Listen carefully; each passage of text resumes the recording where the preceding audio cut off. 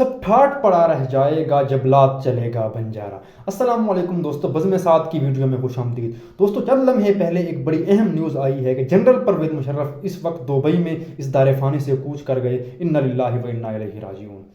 11 अगस्त 1943 को दिल्ली के एक उर्दू बोलने वाले ख़ानदान में पैदा हुए और जब फिर तक़सीम हिंदुस्तान का मरहला पेश आया तो आपका ख़ानदान वहाँ से हिजरत करके पाकिस्तान आ गया।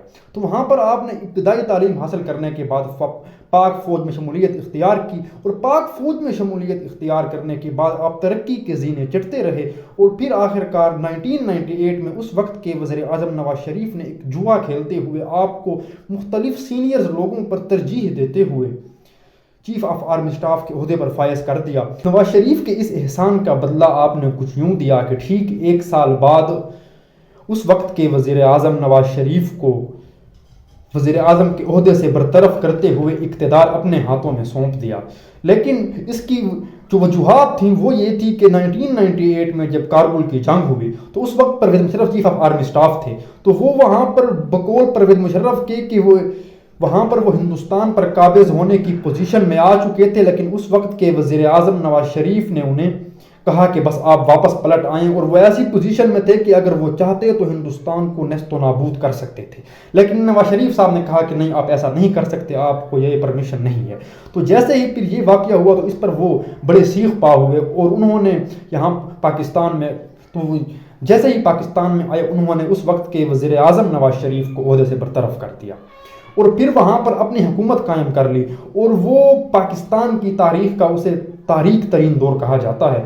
और जब 2001 में जब 9/11 का वाक़या हुआ तो परवेज़ मुशर्रफ ने बस अमेरिका के कहने पर लब्बैक कहते हुए अफ़गानिस्तान पर हमला करने के लिए पाकिस्तानी अड्डे उनके हवाले कर दिए।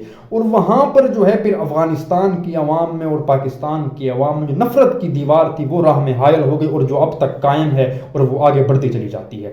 और इसके अलावा भी परवेज़ मुशर्रफ ने सैकड़ों पाकिस्तानी कैदियों को मुहतरम अमेरिका के हवाले किया और बहुत से ये ऐसी चीज़ें हैं जिन पर उनसे इख्तिलाफ भी किया जाता है।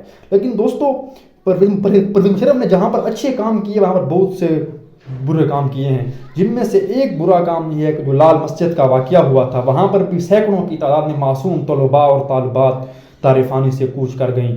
और इसके साथ साथ बहुत से ऐसे केस, मुख्तार माई का केस था, जो अकबर बुगटी का केस था, उनमें भी उनका नाम था। तो ये वो चीज़ें थीं। और फिर जैसे ही हुकूमत कायम हुई तो ये मौसूफ जो हैं दुबई चले गए और दुबई जाने के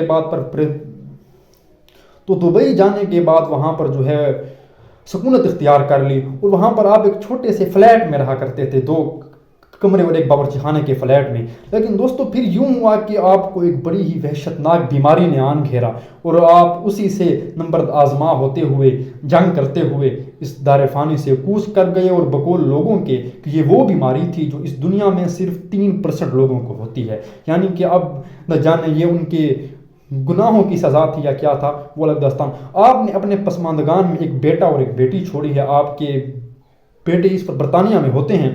तो दोस्तों, अभी यानी आज जो है परवेज़ मुशर्रफ इस दारे फ़ानी से कूच कर गए। लेकिन इससे पहले एक छोटी सी बात और भी कि परवेज़ मुशर्रफ को 2-3 साल पहले जब PTI की हुकूमत थी तो चीफ जस्टिस ऑफ पाकिस्तान ने सज़ाए मौत का हुक्म सुनाया था और गवर्नमेंट से कहा था कि अब ये आपका फ़र्ज़ बनता है कि आप उन्हें पाकिस्तान लाएं और उन्हें फांसी की सज़ा दें। लेकिन अब वो उस वक्त की गवर्नमेंट ये चाहती नहीं थी कि वो उन्हें पाकिस्तान लाए और वो उस वक्त इस हालत में भी नहीं थे कि वो पाकिस्तान आ सकते।